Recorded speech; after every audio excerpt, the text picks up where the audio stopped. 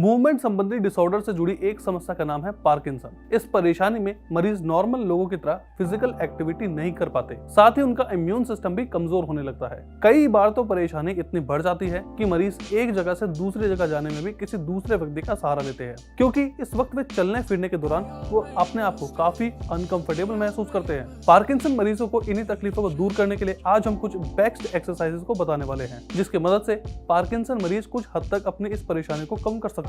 तो चलिए बिना किसी देरी के वीडियो में आगे बढ़ते हैं। लेकिन वीडियो में आगे बढ़ने से पहले हम आपको पहले ही बता दें कि पार्किंसन मरीज इनमें से किसी भी एक्सरसाइज को करने से पहले किसी फिजियोथेरेपिस्ट या डॉक्टर से सलाह जरूर कर ले, क्योंकि हर पार्किंसन मरीजों की कंडीशन अलग अलग हो सकती है। तो ऐसे में किसी मरीज को इन एक्सरसाइजेज से नुकसान भी पहुंच सकता है। तो चलिए अब जान लेते हैं उन एक्सरसाइजेज के बारे में। तो सबसे पहले बात करेंगे शोल्डर की एक्सरसाइज के बारे में। शोल्डर की एक्सरसाइज को करने के लिए आप किसी दीवार के सहारे खड़े हो जाएं और फिर उसके बाद अपने हाथों को एंटी क्लॉकवाइज रोटेट करें।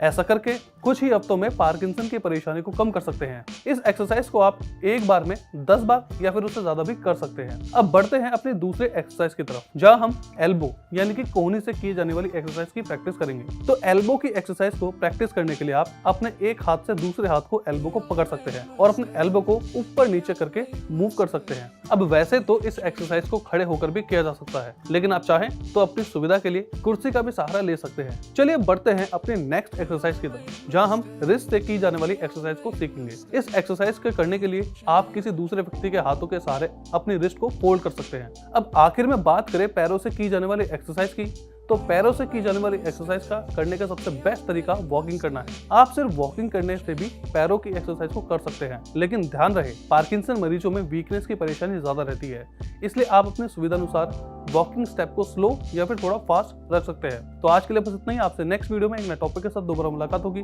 तब तक अपना ख्याल रखें और स्वस्थ रहें।